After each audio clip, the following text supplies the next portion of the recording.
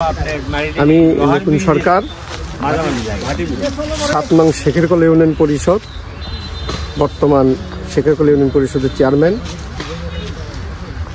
আমি এখন অবস্থান করছি মাটিডালি কাঁচা বাজারের পেছনে করতা নদীর ওপর। বাংলাদেশ পানি উন্নয়ন বোর্ড কর্তৃক নির্দেশে যে করতা নদী খনন হচ্ছে, এই করতা নদী খনন করার কারণে নদীর মধ্যে বাঁধের সৃষ্টি হয়েছে, মানে করতা নদীকে পানি নিষ্কাশনের প্রতিবন্ধকতা সৃষ্টি করছে। এই জন্যে আমার শাখার ইউনিয়ন, আমার শেখেরকল ইউনিয়ন, শাখার ইউনিয়নের লোকজন সবাই আমাকে জিনিসটা জানাইছে যে আমরা করতা নদীর ধার দিয়ে আমাদের জমির নিচে বীজতলা অর্থাৎ বেচন, ধানের বেচন ফালাইছি। এই প্রতিবন্ধকতা সৃষ্টি করার কারণে পানি বৃদ্ধি হওয়ার কারণে বীজতলাগুলা চলে গেছে, নষ্ট হয়ে গেছে। তা চেয়ারম্যান সাহেব, আপনি একটু ব্যবস্থা নেন। তখন আমি সঙ্গে সঙ্গে আমি লোকজনকে নিয়ে ইউনো স্যারের কাছে আসি। ইউনো স্যার আপাতত একটু বাইরে আছে, তার সাথে ফোনে যোগাযোগ করি। ফোনে যোগাযোগ করার পরে আমাকে বলে যে ঠিক আছে, আপনারা যে জায়গায় পানিবন্ধকতা সৃষ্টি করছে সেই জায়গায় ব্যবস্থা নেন, অর্থাৎ জনগণ নিয়ে যায় একটু কেটে দেন, কেটে দিলে পানিগুলো নিষ্কাশন হয়ে যাবে। তারপরে আমরা জনগণ নিয়ে এখন করতা নদীর ওপর মাটিডালি কাঁচা বাজারের পেছনে করতা নদীর উপরে আসি। জনগণ কাটছে। এইদিকে ইউনো স্যার পানি উন্নয়ন বোর্ডের অফিসারের সাথে, অর্থাৎ পানি উন্নয়নের ঊর্ধ্বতন কর্মকর্তার সাথে যোগাযোগ করছে। কিছুক্ষণ আগে পানি উন্নয়নের বোর্ড থেকে, উন্নয়ন কর্পোরেশন থেকে যে ইঞ্জিনিয়ার সাহেব আসছিল, আসার পরে তার সাথে আমার কথা হলো। তারপরে এখানে এখনো সিদ্ধান্ত হয়নি যে এই বাঁধের, এই যে পানি উন্নয়ন বোর্ড যে বাঁধটা সৃষ্টি করছে এটা কি হবে, এটা এখনো কোনো সমাধান হয়নি, সুরাহ হয়নি। তা আলাপ আলোচনা চলছে। এখন এই যে বীজগুলো নষ্ট হয়ে গেছে, এই কথা আমি সবগুলোকে সব জায়গায় বলছি, ঊর্ধ্বতন কর্মকর্তাকেও বলছি। এই বীজগুলা যদি এখনো এই পানিগুলো ছেড়ে দেওয়া না হয় তাহলে বীজগুলা নষ্ট হয়ে যাবে এবং সাধারণ কৃষক জনগণ যারা এই সারা বছরের ফসল ধান ঘরে তোলে, এই লোকগুলোর ভীষণ ক্ষতি হয়ে যাবে। এখন আলাপ আলোচনা করছি, এখন কোনো সুরাহ ব্যবস্থা হয়নি। হাজার হাজার বিঘা জমির যে বীজতলা সেটা সম্পূর্ণরূপে চলে গেছে এবং আমরা এই বীজ দিয়ে যদি না করতে পারি, বেসন ফালানোর সময় পর্যন্ত আমাদের নাই এবং সামনে আমাদের মনে করেন যে পরিবার নিয়ে আমরা ওই ধান লাগাতেও পারবো না। আর হাজার হাজার বিঘের জমি আমরা ক্ষতিগ্রস্ত হব আমরা কৃষকেরা। আমাদের অনুরোধ 1 মাসের সময় দেওয়া হবে। তো আমরা চাচ্ছি যে প্রকল্পের কাজ চলুক, কিন্তু 2 মাস পরে করুক।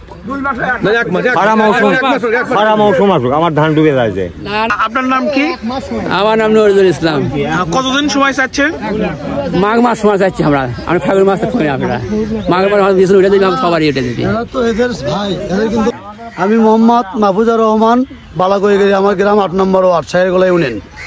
আমাদের প্রায় 2-3 কিলোমিটার আমাদের যে উঁচু জমি আছে করতোয়া নদী, এই নদীর নরুনের বিল থেকে আমাদের যে শাখা আছে করতোয়া নদীর যে ডাল কাটলতলা ব্রিজ করে কয়, এ পর্যন্ত আমাদের যেগুলো গ্রামের কৃষক আছে এদের অনেক ক্ষতি হচ্ছে।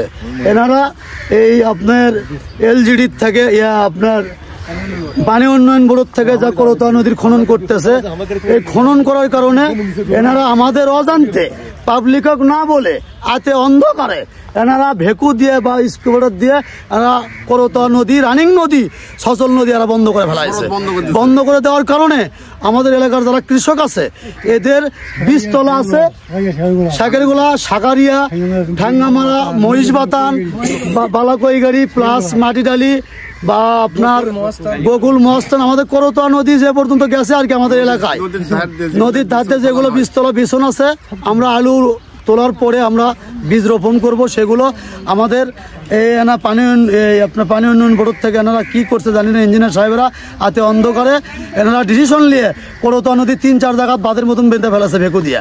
সেই কারণে আমাদের এলাকায় বীজতলা সব আজ 3 দিন যাবৎ 4 দিন যাবৎ পানির নিচে, আর 2-1 দিন থাকলে আমাদের বীজতলা নেওয়া যাবে না।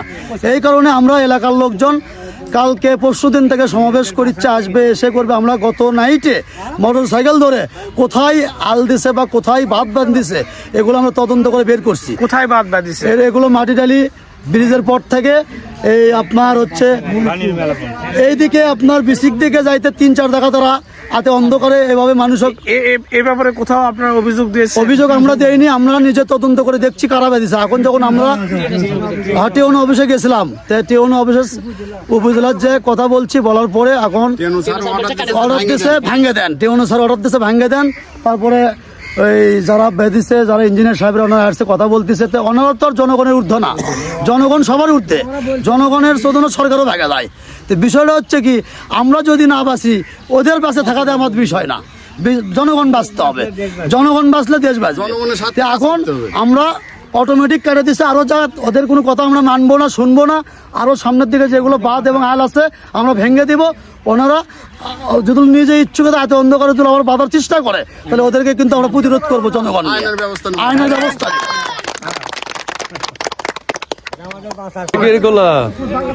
শাকারিয়া ইউনিয়নের, তারপরে গোকুল ইউনিয়নের পাশে করতোয়া নদীর যার যার জমির নিচে এই যে ইরির বিছন যে ফালানো, ইরির চারা ওটা ফালানো হয়েছে। এই কাজ এখানে ব্লককে দেওয়া সমস্ত বিছন ডুবে চলে গেছে। হাজার হাজার কৃষকে তাদের আর কোনো ফসল করার কোনো সম্ভাবনা নাই, যার পরিপ্রেক্ষিতে আপামর জনসাধারণ এখানে আসছে। এই ঘটনা হচ্ছে এটাই, এর প্রতিকার আমরা উদ্যান কর্তৃপক্ষ জানা আছে, এর প্রতিকার চাই আমরা।